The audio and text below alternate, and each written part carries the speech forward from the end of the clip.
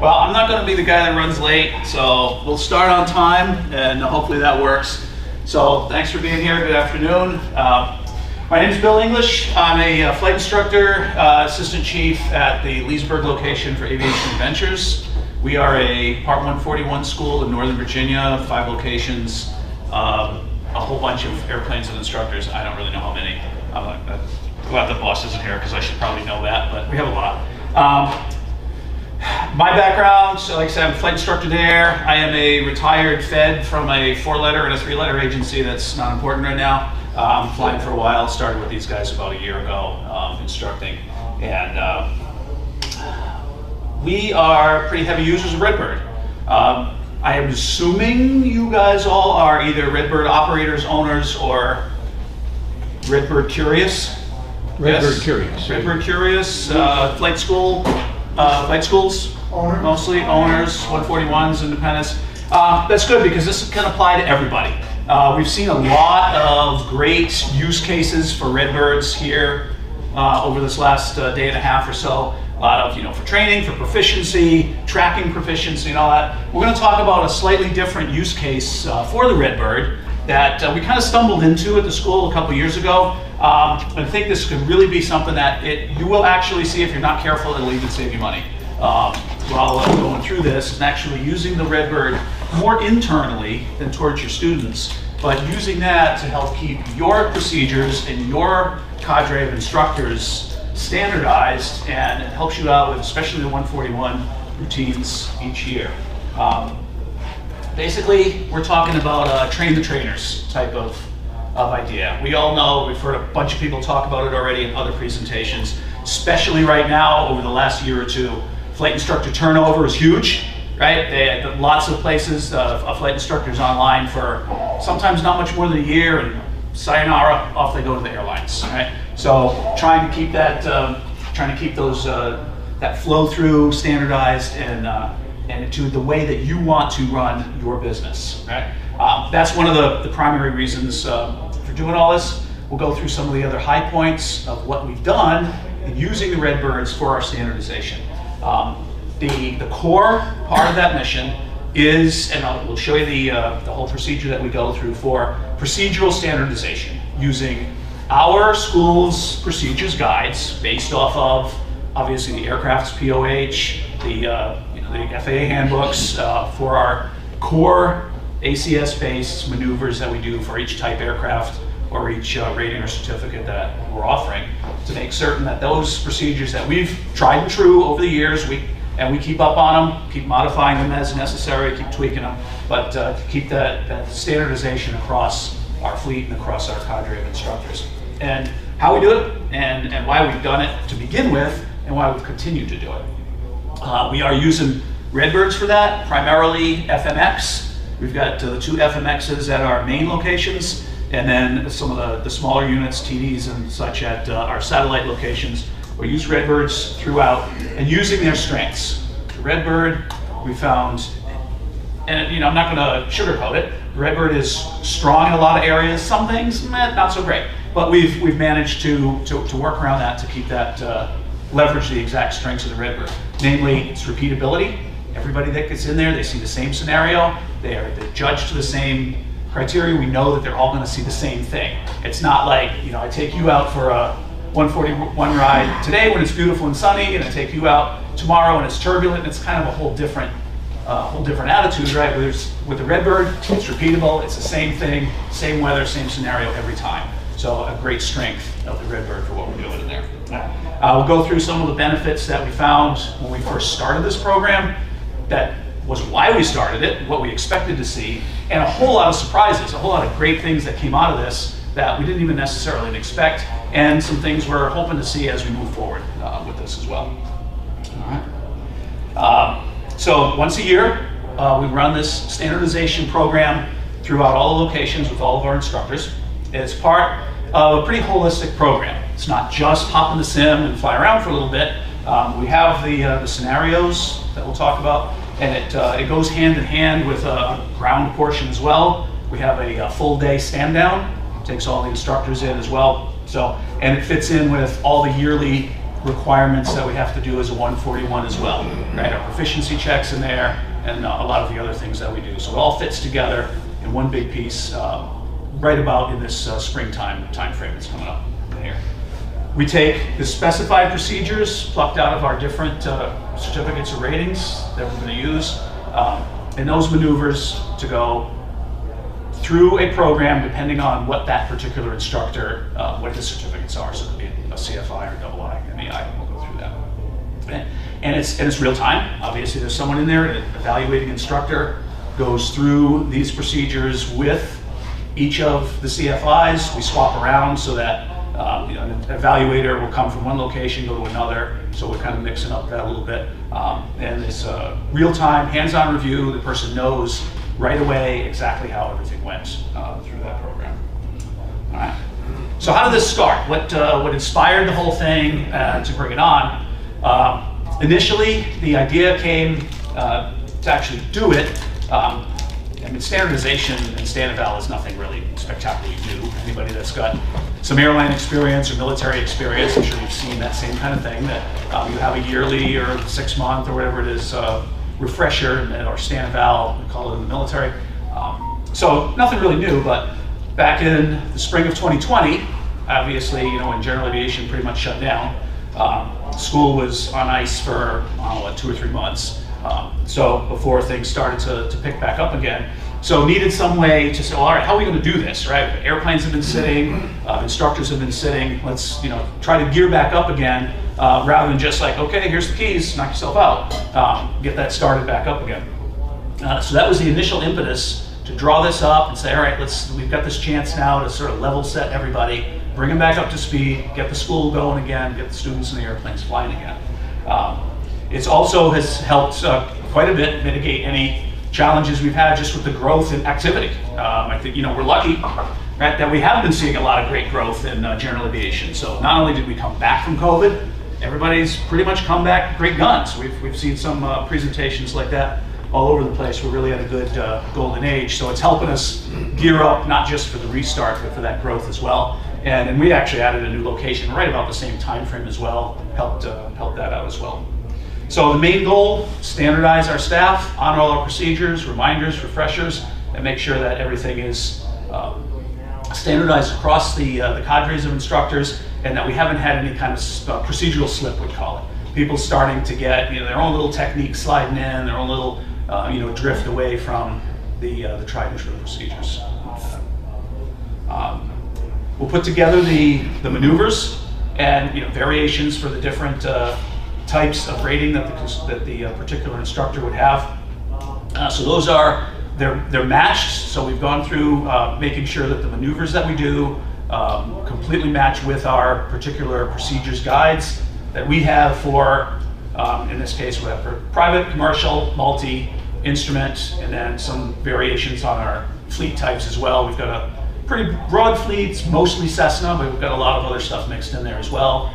Some Diamonds, some Pipers, and some other miscellaneous in there, so making sure that those match up. So as the session goes through for each person, each maneuver is broken down into individual steps.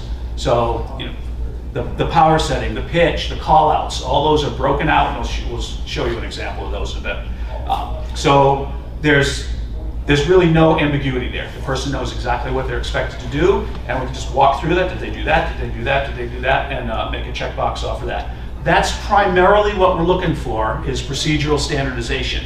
There is a part of this that matches how well they do it, the ACS part, but it's really not a competition as who's the best Redbird pilot. We're trying to make some standardization in there, but we realize it is a simulator. It's not a training device. It's not perfect, so that's a smaller part of the weighting. Okay? And like I said before, this is a great way to use the strengths of the Redbird, that repeatability, especially that everyone can see the same scenario the same way, no worries about weather or differences of aircraft or anything like that. They're seeing the same thing, so the procedures can be graded entirely accurately. And just like I kind of jumped ahead, our main goal is making sure that the procedures themselves are followed. People are using the steps that we've drawn up and have been tried and true through the years, rather than a flying contest in the Redbird. We give the instructors time in the Redbird free of charge to practice for this. They've got 6 to 8 weeks, depending on the schedule in the year, that they know exactly what they're going to see. It's just like in the ACS, they know the maneuvers they're going to see. They know the procedural steps. They should be doing them anyway. So they get plenty of time to go through that and say, these are what we're going to do. And it's in a specified scenario. It's not just hop in there and say, oh, give me a stall now. Oh, give me a steep turn now. They know exactly the order that things are going to come into, built into an efficient, somewhat realistic scenario. And like I say, they're broken down by CFI, II, and MEI. So whatever qualifications that particular instructor comes in, we use a different script for that person. Changing out the Redbird, as appropriate. Like I said, they're not done in a vacuum. Each of those procedural steps is in an efficient sequence. Try to keep it to roughly an hour to an hour and a half in the sim to make this efficient so we can get everybody through. So the particular maneuvers are strung together in a logical fashion that will keep things flowing right along in there. This year we're trying something a little bit different. Last year we set up in the first year that we did it, set up the procedures and the scenario in our local area, but it got so local that in some cases we thought, well, you know what, let's try to make this move to a neutral ground. So we're this year moving the whole idea to a similar airspace and terrain area to where we're at, but not our exact local area. So that way everybody sort of is at the same level, playing field. There's no issues with someone being more familiar with a particular approach or an airport than anybody else. So we'll see how that goes. And none of this stuff, we're not playing any games. There's no gotcha scenarios, unrealistic, crazy stuff in here. It's all things you would do on a normal training flight during the day-to-day operation of the school, just strung together for this scenario. We're not going to play some, tricked you on that one, got you there. So you'll go in, we'll have the specific criteria. You'll know as you show up. We'll set the panels up, swap out the acrylics on the Redbird as appropriate for what you're going to do. That's spelled out in the criteria as well, exactly how the airplane's going to be set up. The weather is set up in the scenario, so program the Redbird in for just whatever it is you're supposed to be seeing, VFR, IFR, depending on the type of rating in the scenario. Failure modes are spelled out. Certain things are going to fail.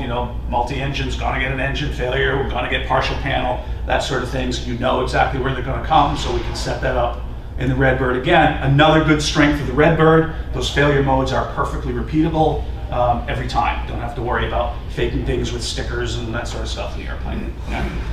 We do allow the use of the autopilot on the Redbird for some of just the going from here to there part of thing while you're setting things up. Obviously, you don't get to couple the approach all the way to minimums or anything like that, but use it to just keep things flowing, keep it smooth in there. And part of that is evaluation too. Does the instructor actually know how to use the autopilot? Maybe they don't. A little about knowledge and practice there too. And like I said, adapted for their ratings. Procedures are all lined up with our maneuver guides. We've gone through a QC on that. And like I said, we're doing this at this sort of neutral ground location with the scenario. Could have made it like fun, do it out at Jackson Hole or Aspen or something, but not very realistic for what we do. It's not great to be teaching instructors or evaluating instructors who fly in Northern Virginia how to do things in Jackson Hole, Wyoming. It's not really effective for what we do. Kind of an eye chart that shows you what the procedure sheets look like for each of these.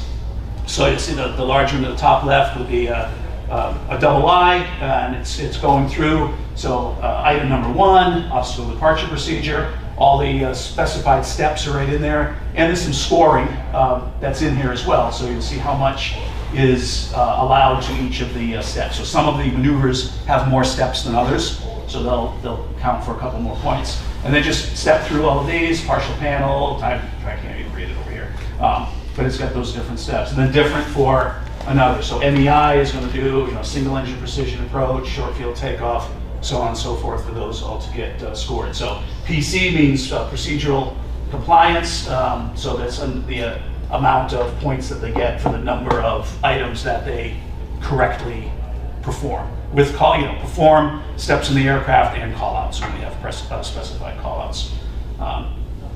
And so you can see that the different numbers are associated with them in there. Those are then, so here's some examples. So for basically someone who holds all three, CFI, II, and MEI, their scenario, I edited this just to be fit on a slide. So they'll start out with, start as the multi-engine aircraft, start with an engine failure on the runway, reset, engine failure and climb, run through air start, VMC demo, single engine, precision approach, and so on. Switch the panels, take a quick break, switch the panels out, switch to the single engine airplane, and now they're moving from their multi-engine to their instrument. So they've done a little bit in the multi, now they'll do some in the single, holding pattern, partial panel, approach, and then transition to a selection of VFR maneuvers. So that'll cover that person for all those three. Someone who doesn't have MEI, same number of maneuvers. So everybody gets, I think it's 15 or 16, I forget the exact number. Everybody gets 15 or 16 maneuvers that they're graded on, but they're scoped differently depending on the particular rating. So the CFI II person will have still the same number of maneuvers, they'll just have more from the II category and the single I category than the multi person would, and so forth through there. So the CFI person, mostly VFR maneuvers to commercial standards.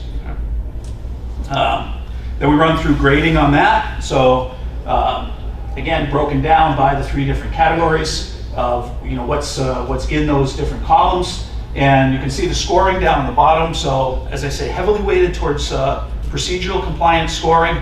So a 4, it's 100 compliance, 3 points, and so on through there. And then the ACS scoring, it's just a meets ACS or not, but it's a very small part of the total score. So we do expect people to be meeting ACS, at least to some extent, in the sim, but that's not a showstopper if they're not perfectly right on that. And then we go through, total all that up, and then go through some basic categorization at the end. As you probably have noticed, red is our theme color. So for us, red is good, right? The top score, it falls into the red category. That's great, and we're going to talk about what that might mean to somebody in a couple minutes. Blue, we got a little blue in here as well. So blue is our next category. I don't know if you call it an A or a B or whatever, but the next category down for scoring. So those folks move right on, no problems. And then as we walk into the, I don't know if I put that on a slide, as we get into the other colors, yellow may require some retraining, work on this, whatever those particular maneuvers are that they might miss. And then gray, we're going to look a lot harder at what areas were deficient for that instructor. Go back through some retraining, some retesting to make sure that we can get that person back up to speed. Right? Are you doing the same thing for initial training? So. Excellent question, and we are going to talk about that. Short answer is yes. We'll use these type of, if a person comes on board, say in October, we wouldn't gear the whole thing up newly again for them, but we can use it as an initial intro eval, sort of an interview type of thing. So what we were trying to do with all of this, what we expected, was just raising a level of standardization here as well, just to make sure that everybody got on the same page. And clearly that worked. It did a very good job. Kind of figured it would. It's worked for the airlines, it's worked for the military. Why wouldn't it work for Part 141 school? So I got everybody up on the page and got us a chance to take a look at that instructor. How are they doing? What is their style? How are they're working on procedures, using call-outs or not using call-outs? And so we can see that in a very repeatable, objective type of format, not just hearsay.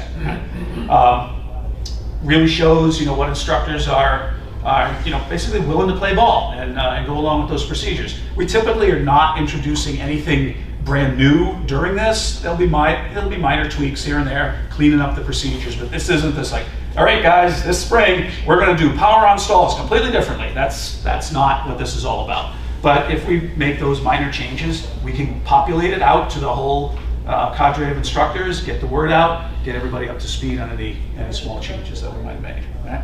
And like this gentleman asked, it does definitely help bring new hires in. We've had a large number of new hires come in over the last few months, and it can be used, we just use this program as a one-off for bringing in somebody new, evaluating somebody new, see how they fit with our style of instruction. then a lot of other good stuff came out of this.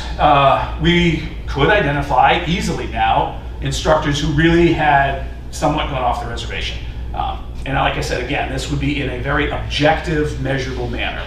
Not just he said, she said, you can see it right there, there's not really any question about that, not ambiguous. Okay? Gets the procedures compliance back up, and that's going to go through the instructor, of course, to the students. So we're going to see that result as well. The students are all getting trained consistently. A student goes from one instructor to another, and it's not like night and day difference. They should be seeing the same procedure regardless of who they're working with. And yeah, in a way, it pulls everybody together. We're all doing the same thing. So everybody, we even get a little bit of competition going between the different locations, the different groups. It's not really one of these high pressure, oh my God, I'm going to lose my job kind of things. They can get a little bit of competition going there and get people sort of spooled up.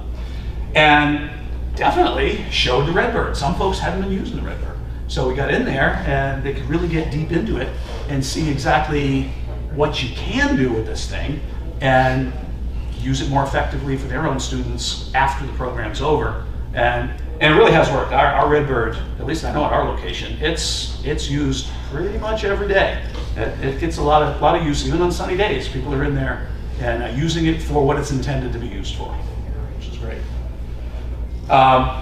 We can use this whole process helping us out with our check instructors, right? As part 141, we have stage checks. We have instructors assigned to do the stage checks, making sure that they're up to speed. Stage check instructor has to score in the red category in order to maintain their proficiency and their privileges, I guess it is, as a stage check instructor. Make sure that we've got that population.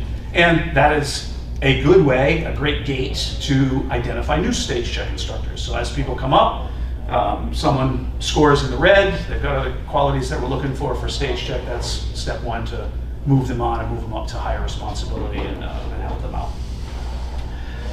We mentioned earlier, and I know a lot of the other presenters here talked about it too, we know what's going on with instructors, of course, right? The turnover, there are so many trying to go to the airlines and moving out of the airlines very quickly.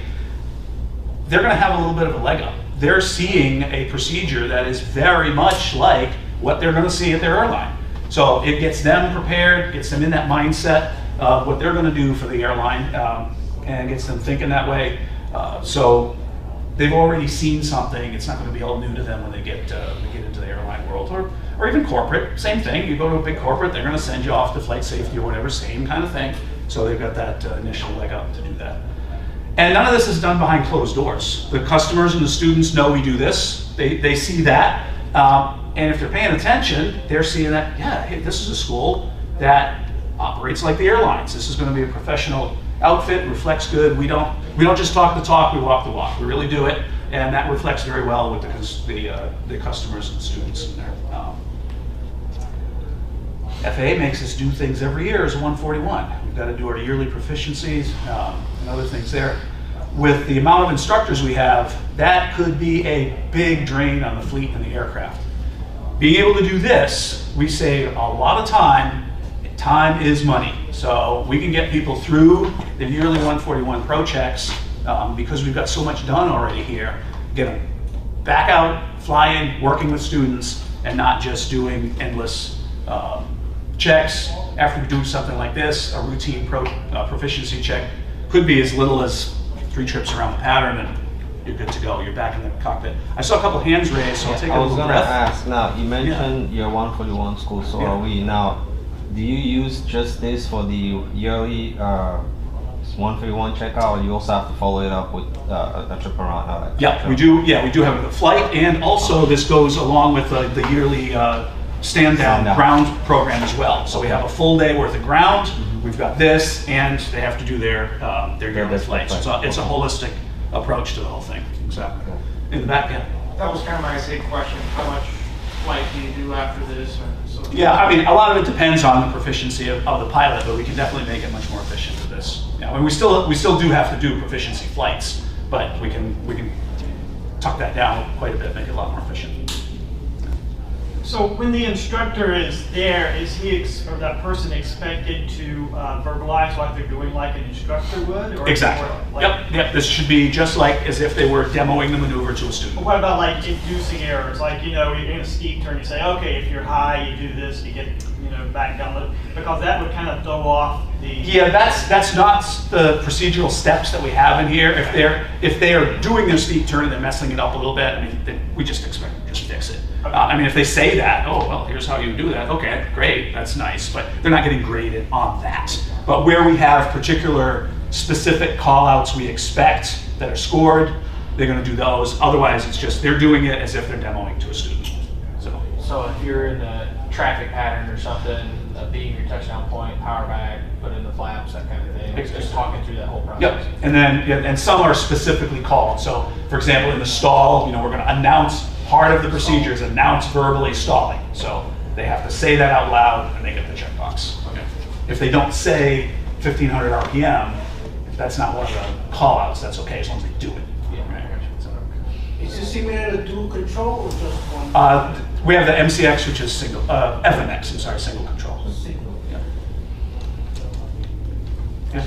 What's the demographics of your instructors? Are they all time builder guys, or do you have, you know, older veteran, retired type? Yeah, they're all young time builders like me. Yeah, we run the gamut. We've got a lot of, we do have the young time builders, the Liberty University types. We've got, where we are, Northern Virginia, we've got a lot of second job feds, a couple of those. So, yeah, our instructor population is actually pretty broad. We've got airline pilots who part-time with us. What's the reaction of the veteran type guys to this type of program? The younger guys, I kind of feel like it would be, okay, this is what we do. You know what? The younger guys, they look at it like, yeah, sure, this is what we're going to do in the airlines. Yeah. The part-time airline guys, you know what they say? Oh, yeah, this is what we do in the airlines. Yeah. The feds, oh, yeah, that's what we do in a federal flight program. It really is not much of a surprise to anybody. It shouldn't be. So. But do you get resistance with the younger CFIs to do stuff in simulator with their students? But then I get in flight time? Outside of this, you mean? Or just in general? In general, it's amazing. Yeah, you know, I don't... Just go fly around. I have not heard that very much. I mean, it can get used enough regardless, you know, because of the approvals of the FAA for what you can do with that, you know, for instrument training, and there's enough to do in there that I don't think I've heard of any complaints of, oh, I have to be in soon. There's stuff you're going to do in there, and because I used to be a chief pilot of 141, yeah, totally different than 61. 61 they have the option. Yeah. The option is no sir. Right. You know, and that's part 61 is really bad when it comes to simulator. Yeah. I don't think the instructor has the option. Correct. Yeah, I understand your question, but I personally haven't seen it. Now, I haven't been on staff at the school that long, but I do have the actual owner here, and have you heard that kind of complaint of I'm stuck in the sim? Yeah. We occasionally have had that at my school. We try to do about 5 hours in a sim. The first couple of lessons. Yes, we run our 61 pretty much like 141 except for the time difference. So we use the same syllabus and everything because it's just easier if we do that. So it's really, number one, getting the instructors to buy in. We did have one who used to get sick in it. He just stands outside of it now, and he actually, he was the most resistant and became one of the biggest proponents of it after he had some trouble students where he really saw the positive effects of it. But we occasionally have a few people that aren't really great at it, and we've got to remind them to go in and use it. But really, it's the sales pitch to your customer and the sales pitch to your instructors. And like this, I'm just realizing that like we're going to interview a couple people next week, and we have them teach a bunch of stuff. I don't know why I haven't thought about putting them in the simulator. I'm a moron. We were like the 11th or 12th person to buy one of these. You think I would have thought of this all those years ago? When I teach shift double line, I use the same all the time. Yeah, we use it for privates. It's really great. Mike McCurdy, that has the company, I can't remember his name of his company in Charleston, but we hired him to come up and have it 2 days with all of our instructors, and that really got a lot of them to buy in. Now a bunch of them have left, but he really shows you how to bring it in and use it for private, even though they can't keep logging it. It's still going to reduce their amount at the end. Definitely. And then we also It give is it as a definitely benefit to our instructors can use it anytime at no cost.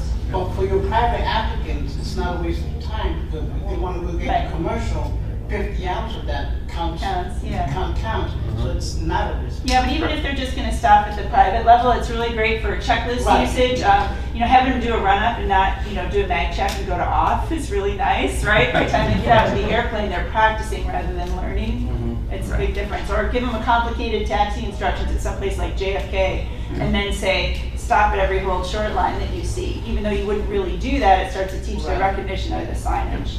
Exactly. Are you guys 141 only? Creative. We can do 61, but heavily 141. So Very, very. instructors know that SIM is part of the syllabus, whether they like it or not. Oh yeah. Yeah, in fact, for our instrument training, it's pretty much the first two phases are also. Yeah. But I know that in part 61, there's a great resistance up in the New York area to use the SIM. I need my flight time. Yeah. And I hate that over and over. You're in the New York area, you're gonna have weather downtime. Exactly. You're getting something done, right? Yeah. Exactly. A couple more things, I don't want us to run over time. Benefit that we think we're gonna see out of this, our fleet is expanding pretty well now as well, putting a bunch of new aircraft online, new types online. We're not really testing that in here, but again, a time saver for us. If we've already got the baseline established, adding new types, adding new procedures in with that, we think that's going to go a lot quicker and more efficiently as well as we go through there. New avionics get put in the airplanes as well. Once we have a base, we don't have to restart at the beginning. Just add the new stuff on top. It could be a lot smoother, more efficient. Get the airplanes flying, get people out there making money.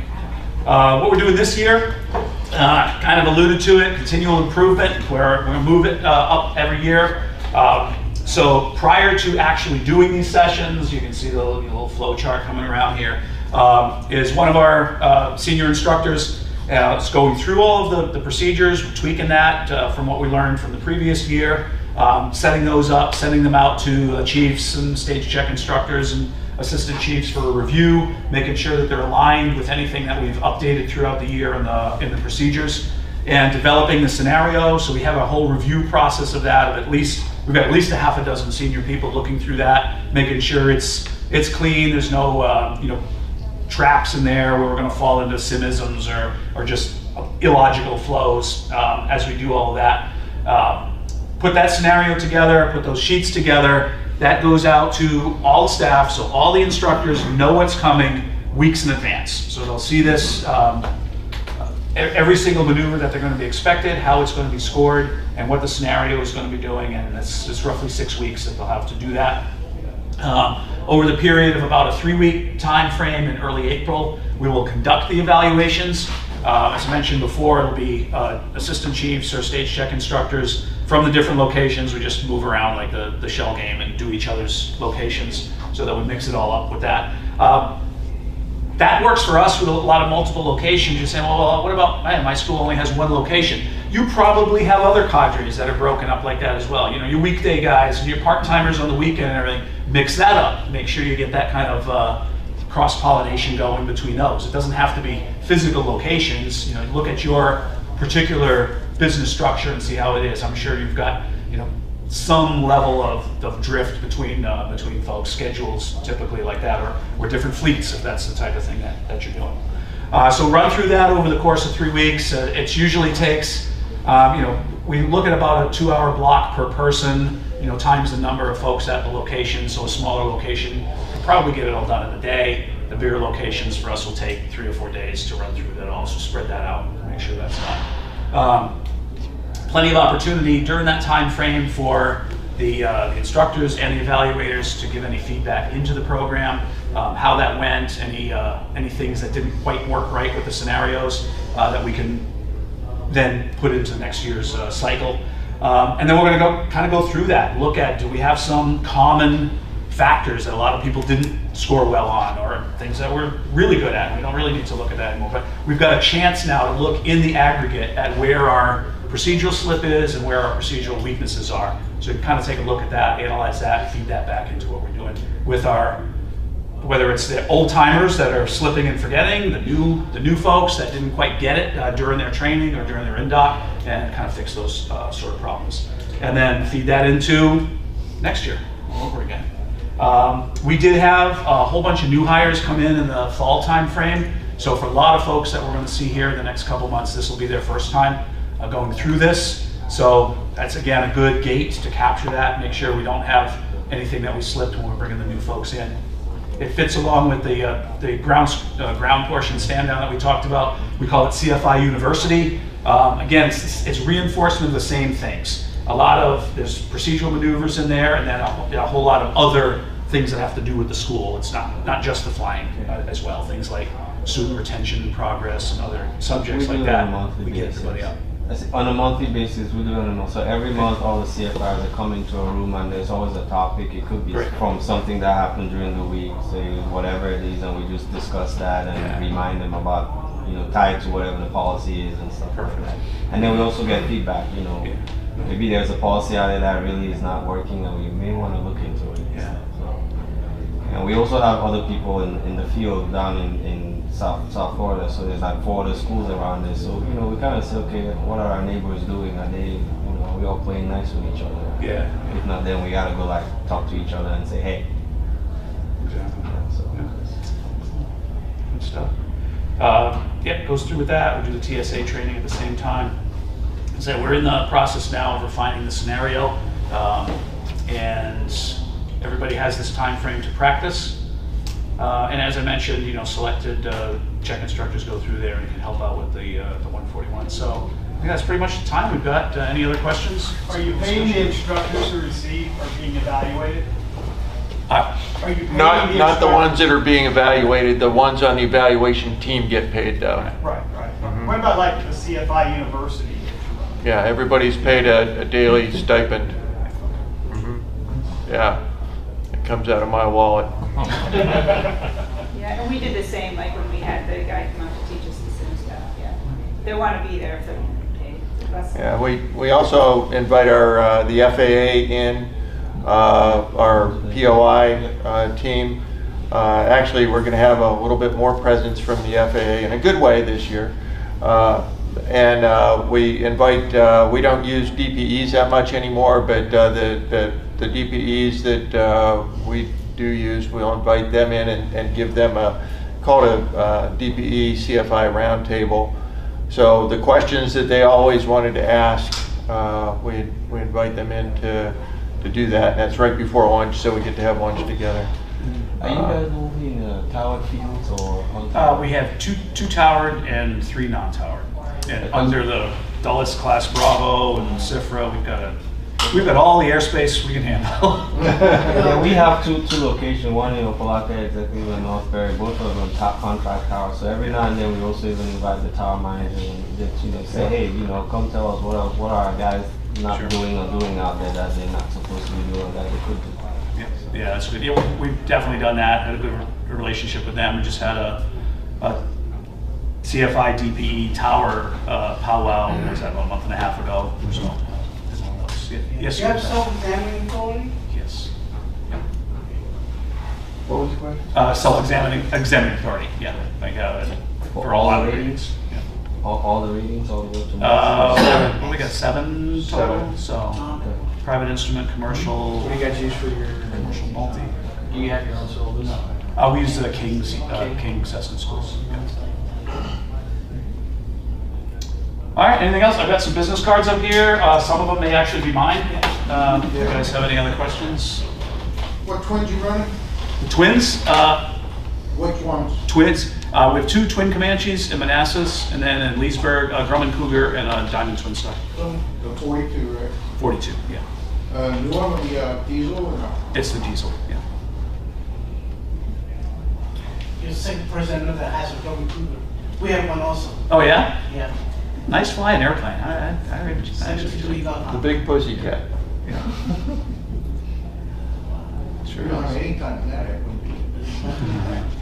All right, well, thank you very much for your time.